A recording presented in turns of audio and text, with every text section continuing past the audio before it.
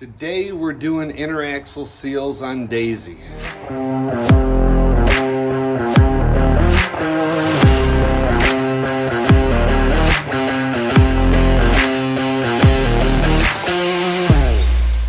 our last trip to northern Minnesota, up near Duluth, noticed a little bit of axle grease leaking on the passenger tire on the inside.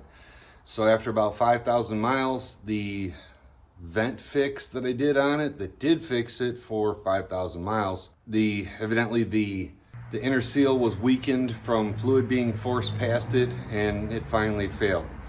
So we're going to replace both sides, and we're going to do the pinion sealed just to be on the safe side. We just broke 250,000 miles. So we're going to put some new seals in it, and then we'll be good for a good long time. So I've already removed the brake assembly back here. I got the caliper off and the bracket off. You got the bracket off, and remember, every time you take one of these brackets off or you take your brakes apart, check your sliders here, make sure they move free. If they move free, you're good. If not, then do something about it. You lube them up, take them apart, clean them, whatever. These just got taken apart not too long ago, and they're nice and free, so we're good. So on this one, it's full floater axle. So we're going to start with taking all these bolts out here and pull the axle shaft out. This axle shaft just has an O-ring on the end of it that's reusable. You can get the replacement also, but you can reuse them if they're in good shape. So we'll pull it apart, see if it's in good shape. If it is, then we'll just reuse it. If it's tore up, then I'll put a new one in. But first, you just got to take all these bolts out. Nothing's going to happen. Nothing else is going to fall apart when you take these bolts out. The axle shaft is actually this. It's all one piece, and it runs all the way to the center of your differential. So you just have to pull these bolts out.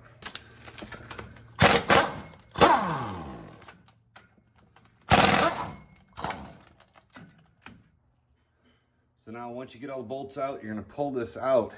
Sometimes it'll be a little bit stuck. You just kind of give it a little bump, and it'll come right out. You are going to have some fluid that's going to leak. So I put a piece of cardboard down here to kind of catch it a little bit. Maybe throw a rag or two down there just to catch the extras. And then you just slide this axle shaft out. And what I like to do every time I have one of these out is I like to inspect the splines to make sure they're not twisted. This one looks good, so we'll put it over in the corner. On this side, the rubber O-ring is right there. And it looks good. It's nice and smooth, soft, so we'll reuse it. Now the next thing we have to do is we have to get this ratcheting lock nut out of here. And you use a special tool. It looks like this. This is like really close. It almost fits. You just got to give it a little bit of persuasion. So get it in there.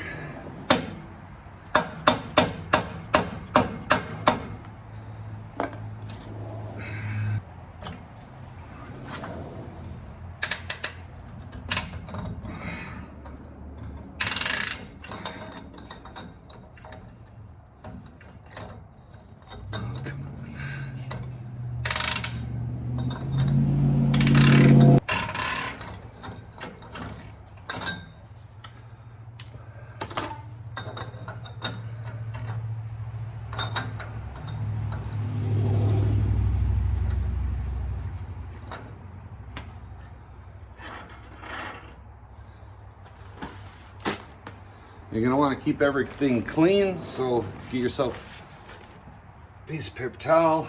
So put this on. There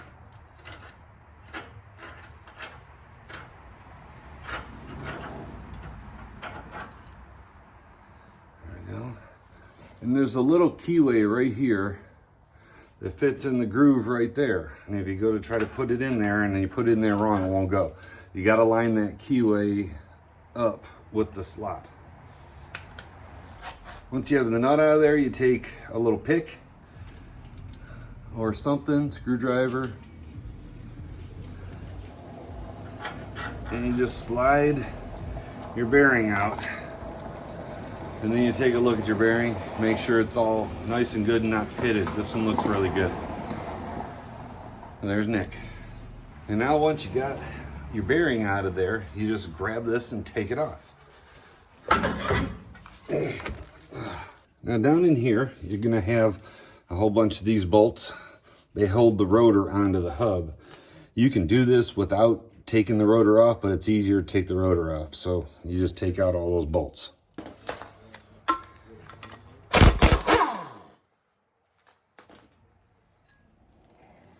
And then the seal's right there.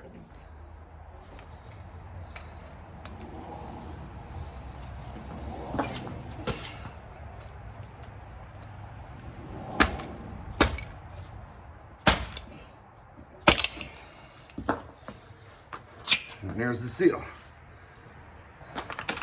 Now, if you can get it out without destroying it, save it. You'll need it for later. Now, inside here where that seal was at, you want to clean out really good. Get any leftover sealant and whatnot out of there. And then up here, you want to clean off the spindle. And right here is where the seal rides. You want to make sure that's nice and clean and there's no damage to it. Then you take some fine sandpaper or emery cloth and go over it and just make sure that you get all of the burned up seal off and any little bumps or rust or anything like that. And then once you get that done, do a little spray down and then wipe away anything that's left.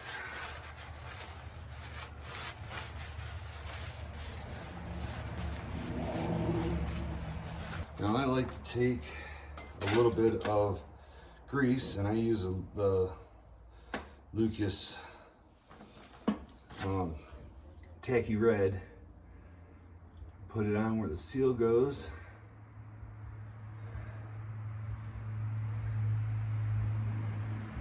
And I also put it where the bearings ride. Right there. Right here.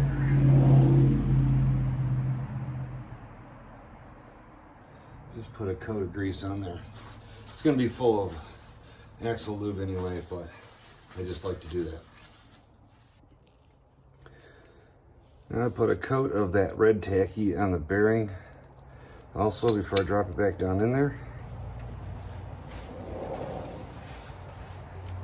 And we take our new seal, lay it down in here. And here's where I said, save your old seal. So we're going to use it to drive our new seal in.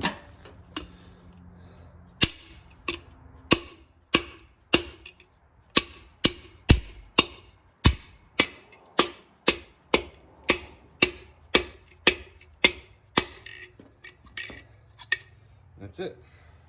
Now I take a little bit of the grease, put it on the inside of the seal, and then we put the rotor back on. So now I've cleaned off the rotor. I'm ready to put the rotor back on. You want to make sure that you don't have any grease or oil. And if your brake pads got contaminated from the leaking fluid, then you're going to need to replace those. These ones didn't, because it wasn't leaking bad enough. And we'll put the bolts back down in here, tighten them down the star pattern, and we're ready to go back together. And then now you carefully take this, lift it up, and put it on there. Now, you have to be careful not to damage that seal back there, hitting it on this up here. On this particular one, it's a little harder to do that because the bearing kind of helps center it, so it can go on real easy, so it's not too bad. But it's heavy.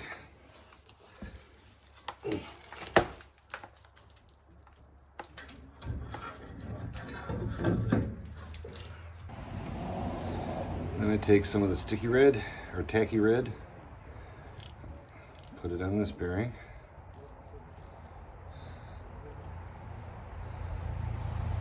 Put it in there. Get her down as far as you can get it.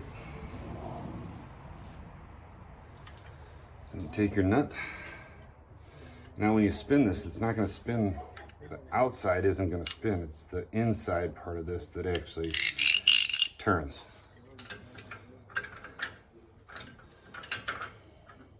Now some of these, the driver's side is reverse thread. This one's not. But on some of the other ones that are out there, they are.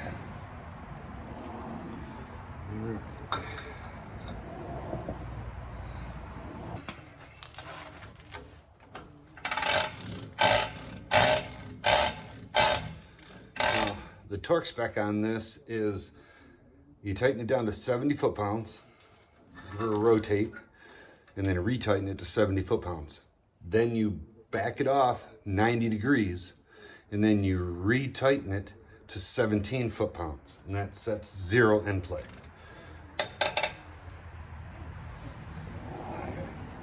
Get the torque wrench. Well, I guess I forgot to push record for the torque wrench part of it, but it's just basic torque wrench. Tighten it to 70 foot-pounds, back it off 90, tighten it to 17. You have 0 end play. Everything's good. Now it's time to put the axle back in. So you slide it in, just carefully. Watch this O-ring on this side.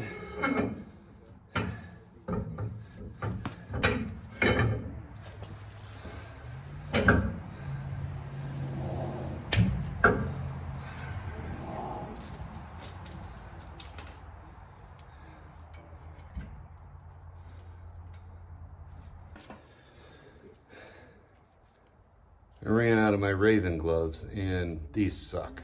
The Raven ones are way better. And that's all there is really to it. It's not too bad. Now you torque these down. I don't remember what the torque spec is off the top of my head. I gotta go look it up before I torque them down, because I'm gonna do the other side, get it to this point, and then torque both sides. And then you put your brakes back on and put your wheels back on, you're done. Well, don't forget to top off your diff fluid because you did lose some. So I hope you liked this video. It's not super technical, but if you liked it, then click the like button, click the subscribe, and leave a comment down there so we keep bringing more content to you guys. And as always, have safe travels, and I hope to see you on the road.